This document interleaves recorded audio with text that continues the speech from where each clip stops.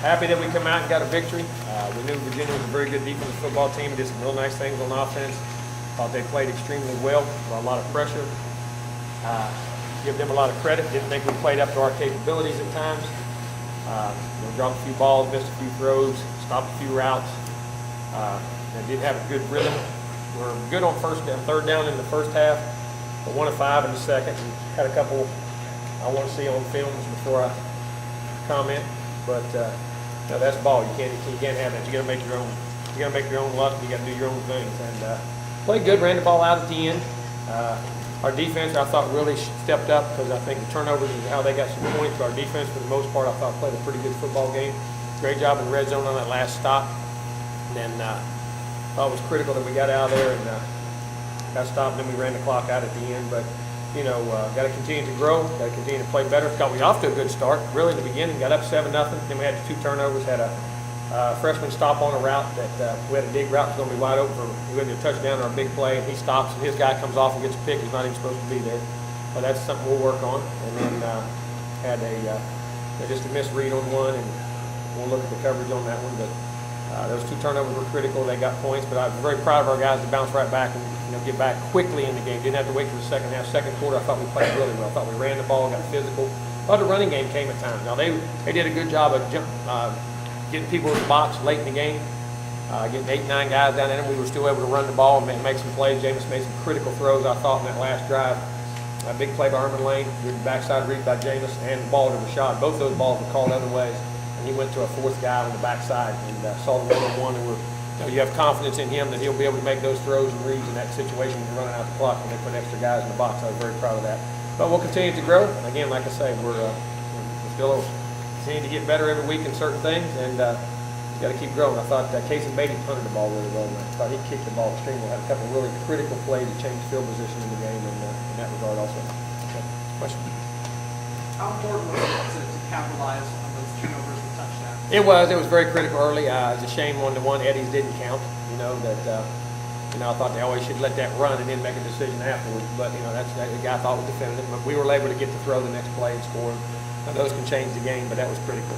But getting those points right there, the ones I was disappointed the last 2 times in the second half, we only scored 6 points in the second half there, that we got down and kicked field goals. All year we've been scoring a lot of touchdowns, but there's a couple of situations there I want to look at. Well, make a comment on. Coach Rashad had a career high interceptions. Is that right? I didn't even see that. How many? What is it about him that allows him to just keep getting open and have big games? Well, I think he understands football. I mean, he can move him, he can play different positions. He's not playing one spot.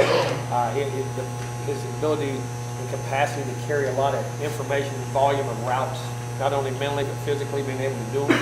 And he's a very unique guy. He's just a game. He's a great competitor. Mario Edwards, coach, was very disruptive. Yes, he was. Defense, talk about this. Physical, strong, at the point, getting pressure, even when he's affecting the quarterback a lot of ways.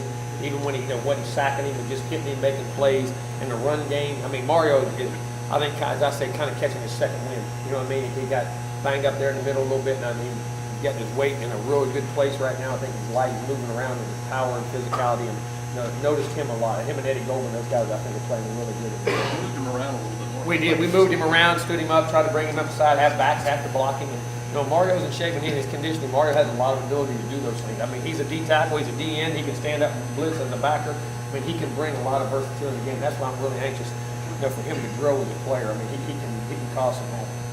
Coach, the young receivers making mistakes. Is that something that's been happening all year we haven't been noticing, or is that kind of a recent thing? And how do you work through that? Keep practicing. That's part of it. I mean, sometimes on a young guy, like I say, they make some great plays. Then all of a sudden they'll do something that'll happen that ain't happened to them before on a route where they're coming across and rubbing, or coming across one guy's this way and this one. They're kind of, I want to go here, so I just stop. I mean, just the instinct, not the experience, and that's going to happen. I mean, like I say, when you play freshman, you take the good with the bad. But I promise you, they'll be back in the game, and they did a lot of good things in the game. And but that one it cost us. That was Erman was big time open on the dig in the middle of the field, and that guy would not have been there if we'd have went through. But that's ball. You just move on. But stats on Cook, every morning. I know he got banged up pretty good. I have to wait and see. I don't know. He missed a block and he got hit on the hip. It looked like. Was Pender just not well enough to go in? Well, once the game got going, he could play, but Carlos was in. He was running pretty hard and doing a good job, and already had to flow it again. Wasn't no sense to do that, and that was probably the middle of the third quarter when that happened anyway. So we felt Carlos. the ability for this team to finish games, that's not the first time this year that happened. You know, we get the ball back with under 5 minutes. Exactly right, and like I say, we're doing a great job of 4-minute offense. We've done that all year, except for the one time in Notre Dame game. We, run the clock out and be able to run the ball when you want to run it, and I'm very happy with that part of it. Jimbo, you got turnovers tonight. Yeah, we did. But you also, on the other side of the ball, We had 3 of some them. We had, like I say, the first one was a receiver. Second was, I'm not going to say. And then the third one was a missed block that caused him to get hit, but still it's no excuse to fumble. We can't put the ball on the ground. That was all critical to get led into points.